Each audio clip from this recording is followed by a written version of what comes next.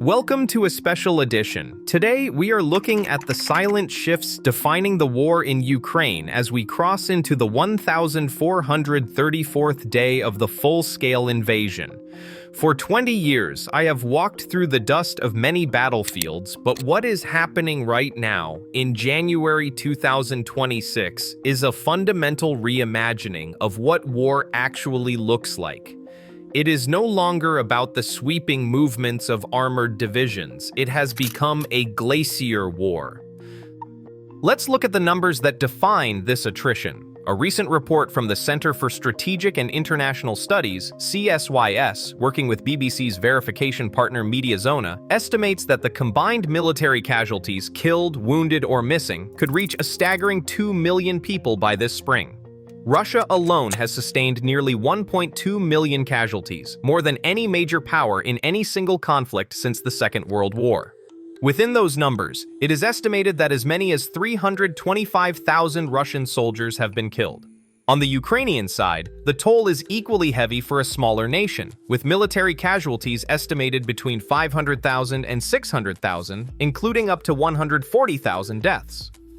But the statistic that truly illustrates the nature of this Glacier War is the pace of advance.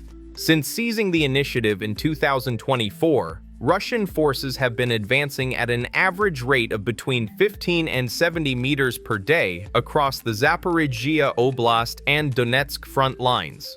To put that in perspective, that is slower than almost any major offensive campaign in the last century. And it is slower than the infamous Battle of the Somme in World War I. For every meter gained, hundreds of lives are being expended. Yet Russia's strategy has evolved beyond traditional artillery. The deployment of the Oreshnik hypersonic missile system represents a dangerous escalation. Since November 2025, Russia has launched at least 4 verified Oreshnik strikes, including the devastating Dnipro attack that destroyed a major defense facility. With speeds exceeding Mach 10 and multiple independently targetable warheads, Oreshnik has fundamentally changed Ukraine's air defense calculus. Ukraine's newly operational F-16 aircraft provide limited air cover, and they have successfully intercepted several cruise missile attacks. They are powerless against hypersonic weapons. Beneath this grinding attrition, a technological revolution is quietly taking place. On January 26, 2026, at the Army of Drones Summit, the numbers revealed that Ukraine's drone warfare has reached a scale previously unimaginable. In 2025, Ukraine hit over 820,000 Russian targets using unmanned systems, according to data released by the summit organizers. But the real story is not just about the number of drones, it is about the software. Ukrainian Defense Minister Mikhailo Fedorov recently launched the Brave1 Dataroom. This is a secure, cloud-based training environment that allows Ukrainian defense companies to train and validate AI models using real-world combat data. The primary focus right now is the development of autonomous AI interceptors. We are seeing a transition away from the one drone, one operator model. The Brave1 Dataroom was developed with input from Palantir Technologies, and it provides developers with structured visual and thermal datasets.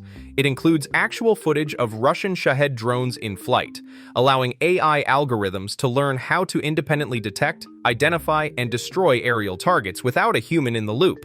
This technology is a direct response to the massive drone swarms that have placed an immense strain on manual air defense networks. When hundreds of drones are launched simultaneously, human operators simply cannot keep up. These AI-driven game changers are designed to execute intercepts at speeds far beyond human capability.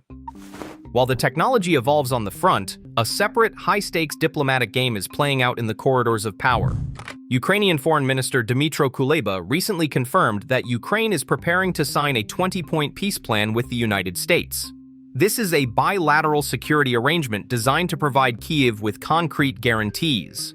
However, there is a complicated dual-track diplomacy happening. Simultaneously, Washington is reportedly discussing a separate document with Moscow. Much of the recent diplomatic buzz surrounds a 28-point peace plan reportedly drafted by U.S. Special Envoy Steve Witkoff and his Russian counterpart Kirill Dmitriev of the Russian Direct Investment Fund. This plan is a complex and controversial hot mess of Russian-favored positions and potential compromises. It reportedly calls for a cap on Ukraine's armed forces at 600,000 personnel, which, interestingly, is much higher than initial Russian demands, but still lower than Ukraine's current strength of roughly 880,000. The plan also demands that Ukraine amend its constitution to commit to non-NATO membership, and calls for Ukrainian elections within 100 days of a signature. For many in Kyiv, this proposal is a form of open blackmail. The plan suggests recognizing Crimea, Luhansk, and the entire Donetsk region, including areas Russia has not even occupied yet, as de facto Russian territory. As President Volodymyr Zelensky stated in his latest address, any peace that rewards aggression is not peace, but an invitation to the next war. To the people here who have lived through the failure of the Budapest Memorandum and the Minsk Agreements, a peace that does not begin with an acknowledgement of the aggressor's responsibility is simply a pause before a new phase of violence. Thousands of miles away from the trenches, a third front has opened, the war against Russia's Shadow Fleet. This is the fleet of aging, often uninsured tankers that Russia uses to export sanctioned oil and fund its war machine. In just the last week, we have seen a dramatic uptick in seizures. On January 22nd, the French Navy intercepted the tanker Grinch in the Alboran Sea on suspicion of operating under a false flag. The vessel, which had sailed from the Russian port of Murmansk, was escorted to the port of Marseille-Fos for inspection. This seizure is part of a broader, concerted effort by Western navies to tighten the noose around Russian energy exports. U.S. Southern Command recently carried out its 7th interception as part of this operation, seizing the tanker Sagitta in the Caribbean Sea. Since December 2025, Western countries have seized several sanctioned tankers, including the MT Olena, the tanker Marinera, formerly known as Brave1, and the MT Sofia. These ships are essentially ghost vessels, repeatedly changing their names and registrations to evade sanctions. The U.S. Coast Guard and Navy have been pursuing these vessels across the North Atlantic and the Caribbean, often engaging in 2-week-long pursuits. It is a game of maritime whack-a-mole that is beginning to put significant stress on Russia's government income. However, the diplomacy here is also shifting. On January 7, 2026, the U.S. seized the Panamanian-flagged supertanker Sofia, but in a surprising move, the Trump administration recently handed the vessel over to Venezuela. This marks a rare instance of a seized Shadow Fleet tanker being returned, though officials have not disclosed the specific reason for the move. Back in Europe, the war has triggered a massive reindustrialization of the defense sector. The era of peace dividends is officially over. German Chancellor Friedrich Merz and Defense Minister Boris Pistorius have approved 500 billion euros in a special fund, a 12-year modernization plan that is larger in scope than the post-World War II Marshall Plan. This is fueling the re-industrialization of deterrence. We can see this in the production lines of companies like Rheinmetall. Last year, European manufacturers reached a production capacity of 1.5 million 155mm artillery shells under NATO's expanded production program. This year, the goal is 2 million. Perhaps the most telling sign of this industrial shift is the expansion of the Iris-T air defense system. Germany has already delivered 9 of these systems to Ukraine, with plans to increase production to 16 units per year. These systems have become the backbone of European-made defense, capable of intercepting drones and cruise missiles with high efficiency.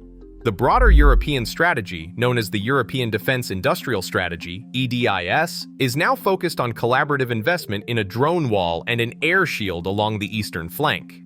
There is even a massive SAFE program, an €800 billion initiative from the 8 largest European Union economies to fund joint defense projects through 2030. It is tracked extensively by the Kiel Institute Ukraine Support Tracker.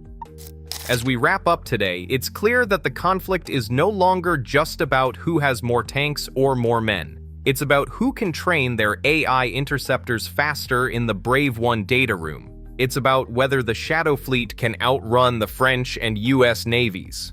And it's about whether a 28-point peace plan written in Washington and Moscow can survive a reality where the front lines move 15 meters a day, but the cost of that movement is measured in millions of lives.